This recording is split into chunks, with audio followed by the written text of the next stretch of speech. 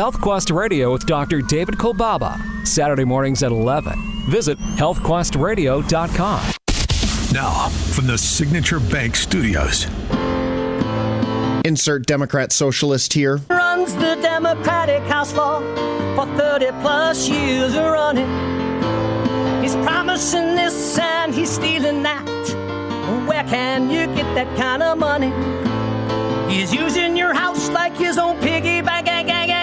You ought to know by now.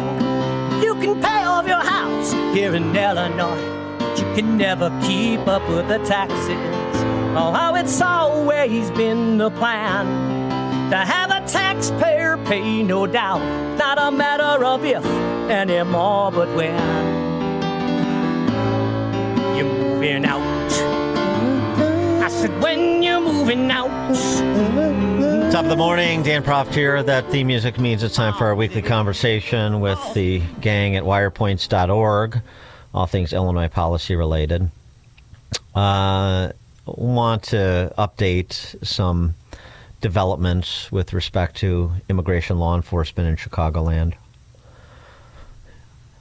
I don't know if there's ever been an issue more demagogued and misrepresented by the Chicago press corps than this one. I mean, it certainly rivals the when defund the police was the zeitgeist after George Floyd. Just a recitation of the facts with respect to that daycare incident. The teacher who, from Columbia, undocumented, says DHS. I've heard all sorts of things. She has a work permit. She is an American citizen. She's undocumented. Still a little bit unclear. I'll go with DHS, but again, I'm still a little peeved that Department of Homeland Security and ICE not doing a better job with comms, providing information. You can remedy this confusion very quickly, not just with the statement, but with evidentiary documentation, which is a matter of public record. But since they continue to, they meaning the political ruling class as represented, I mean, political ruling class maybe is the wrong terminology because it sounds so august, and yet it contains people like that Little Rascals reject, Mike Quigley, Froggy impersonator. So he's out there continuing to say things like, well, he posted online, which is, ICE isn't going after the worst of the worst. They took a preschool teacher without a warrant in front of children in my district. In front of children, in all caps. Tricia McLaughlin responding, or DHS responding. I assume it's Tricia McLaughlin, but this is just the DHS Gov handle on X. Congressman, you're deliberately misrepresenting the facts. Well, that's what they do. ICE law enforcement did not target a daycare and were only at this location because the female illegal alien fled inside. Here's the real story. Officers attempted to conduct a targeted traffic stop of this female illegal alien from Colombia. Officers attempted to pull over this vehicle, which was registered to a female illegal alien, with sirens and emergency lights, but the male driver refused to pull the vehicle over. Law enforcement pursued the vehicle before the assailant sped into a shopping plaza where he and the female passenger fled the vehicle. They ran into a daycare and attempted to barricade themselves inside the daycare, recklessly endangering the children inside. The illegal alien female was arrested inside a vestibule, not in the school. Upon arrest, she lied about her identity. The vehicle is registered to her. The vehicle is registered in her name, though she claims that she didn't know the man who was driving the car and just picked him up from a bus stop. Wonderful cover story. Facts, including criminality and information on the male assailant, are forthcoming, and we will update the public with more information as soon as it becomes available. Well, chop, chop, DHS. Chop, chop. Other news, since this is all about the huddled masses, and it's not just Chicago, but obviously it includes Chicago. Chicago is the epicenter nationally right now, which is why I expect better comms than we're getting. ICE agents in Chicago this week arrested a Mexican national and former DACA recipient who has amassed a lengthy criminal history that includes violence Alan Eduardo Garcia's arrest was high risk because of his repeated aggression and attempts to evade arrest. His criminal record includes arrests and convictions. Again, just remember this. Arrests and convictions for somebody in this country illegally. Arrests and convictions for felony strangulation. Not just your customary misdemeanor strangulation. Felony strangulation, domestic battery, disorderly conduct, battery causing bodily injury, and aggravated battery against a handicapped or pregnant woman. And unlawful use of a firearm.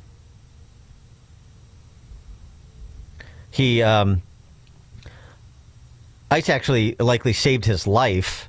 He was arrested while fleeing police. They stopped him from jumping off a third-floor balcony in pursuit.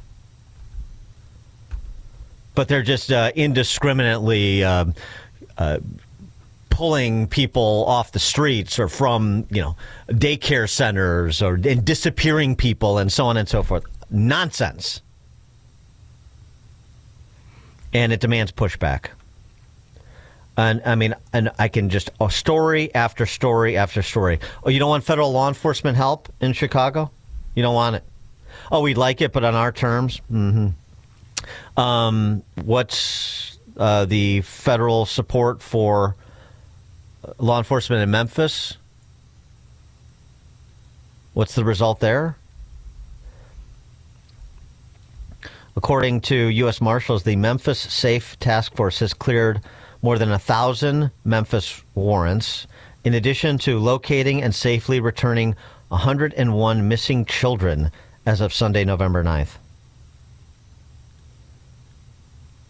1,000 arrest warrants waiting to be served, cleared, 101 missing kids found. You don't want that kind of resource surge in Chicago? JB? VJ? Okay.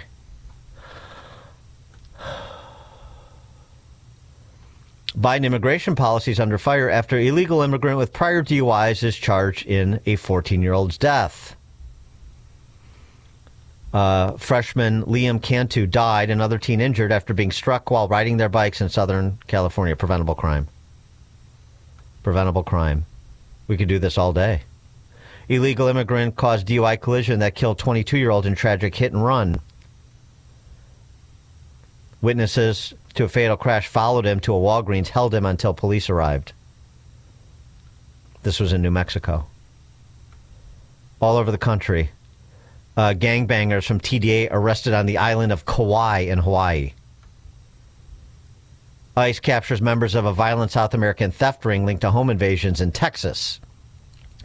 Members of the, quote, South American Theft Group. They've got an acronym now. SATG, South American Theft Group. Organized work of foreign nationals, mostly from South Africa, who target wealthy neighborhoods. 4 suspects have been federally indicted.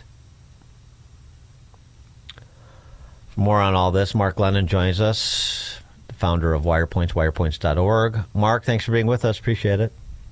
Morning, Dan, and thank you to all the veterans out there. Absolutely.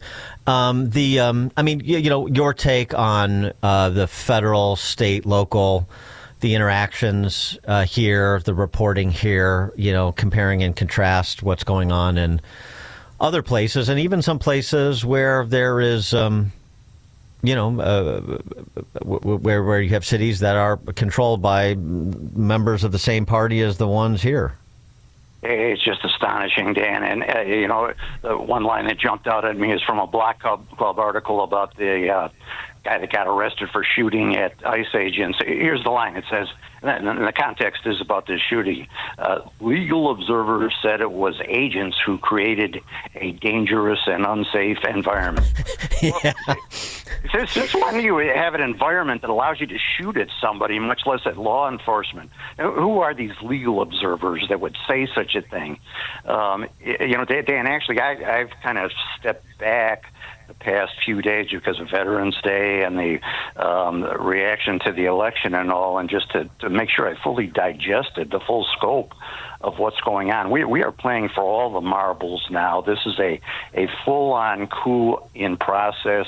It's a full attack on Western civilization and the principles behind a democratic republic. It's an increasingly violent, it's just whatever it takes attitude from Pritzker and so many others. Dan, actually, one thing that occurred to me, I think the first time I was on your show was in 2012, and I had just started writing. I wrote a story about a Marxist convention, as you may remember, at Northwestern University. And what struck me about it was it was full of teachers, Chicago teachers mostly, Jesse Sharkey on down. But what struck me was, why isn't this getting headlines? These are full-on communists that are teaching our kids, talking up communism. And, it didn't sink in. Well, that has metastasized, and you can call it Marxist or communist, whatever it is right now, but we've watched it grow since then, and now a Marxist-style revolution is underway. And, by the way, they succeeded in stealing the 2020 election. We shouldn't forget about that. I'm not talking about the ballot box kind of stuff that Trump always talks about, but it was the press colluding with the deep state to suppress information about the Biden laptop and all the Russiagate stuff and everything. That election was decided, remember, by only 40,000 votes spread out among 3 states, a fraction of 1% in those states. Had that stuff not been suppressed, the 2020 election would have been different. Well, now, just in terms of that Marxist convention at Northwestern, probably didn't get much attention because, every day on the campus at Northwestern is just a big Marxist convention. I know from going there. So it's right. What is remarkable about importing a few more.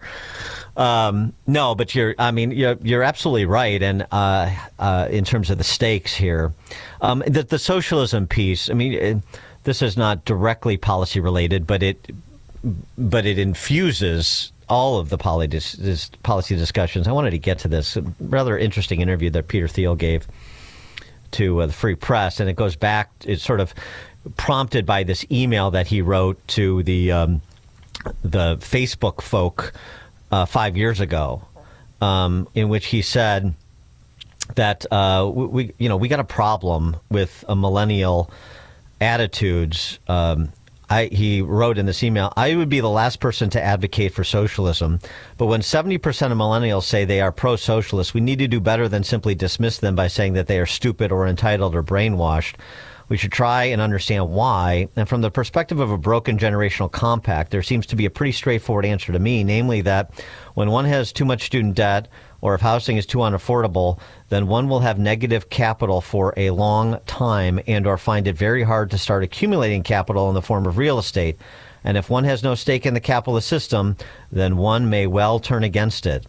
And he gives, more elaboration on that and what's transpired over the last 5 years, culminating with Mamdani's election. I would say, actually, you might too, culminating with Brandon Johnson's election and then Mamdani's election. A couple of points of culmination over the last couple of cycles. But the point he makes about the generational compact being broken and student debt, and that is, particularly salient in Illinois, where not only do you have debt being larded upon debt, federal, state, local, but you also have institutions that you pay for that you don't get access to or benefit from, and that's pronounced. It's particularly pronounced here.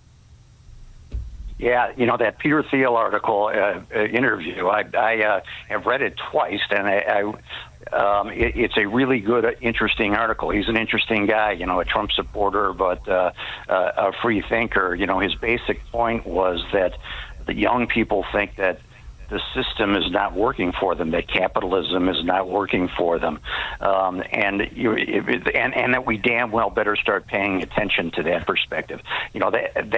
I totally agree with that. It seemed almost that he was going further and saying we ought to give in to some of their demands for free stuff or something.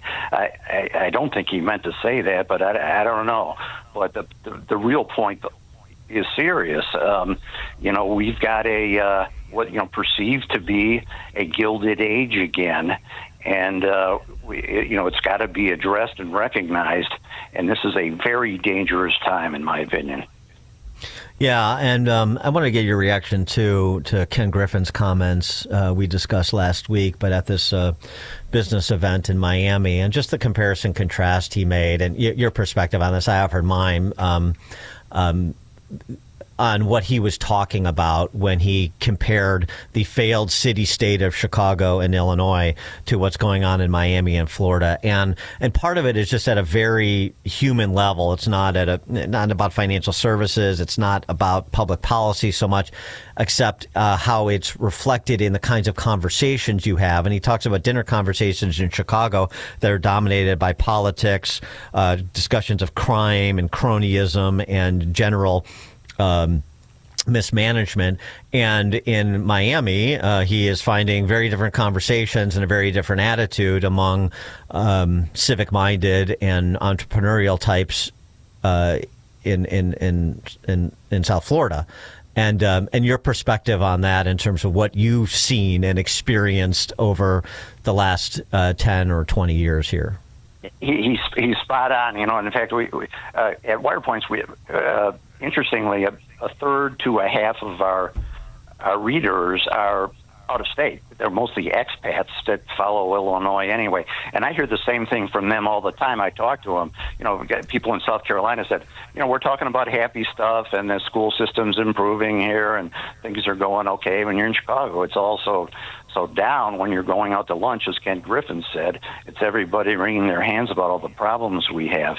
And it's a downer, obviously, and you just don't have that when you're down there in those other states, as I've experienced myself. So I'm really glad he said that.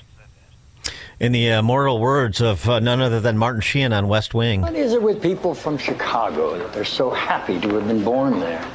I meet so many people who can't wait to tell me they're from Chicago, and when I meet them, they're living anywhere but Chicago. You wouldn't understand. Honestly, he's right, and I love that you wouldn't understand. I mean, I sort of don't understand, frankly. But I mean, again, I only had 5 decades here. Mark Glennon, founder of Wirepoints, wirepoints.org, all things Illinois policy related. Mark, thanks as always. Appreciate it. Right themselves, Dan. Thank you. They really do. And Mark joined us on the Turnkey.Pro answer line. It's news, opinion, insight. This is Chicago's Morning Answer on AM 560. The Answer. Welcome to another edition of Tuesdays with Tim, where we talk all things retirement. I'm here with my friend Tim Stearns, a certified financial planner with TJ Stearns Financial Planning in Arlington Heights. Tim, what are the biggest expenses listeners will face in retirement? And please explain the process you take to address these expenses. Well, Dan, most people think it's healthcare, and it is one of them. But the number one expense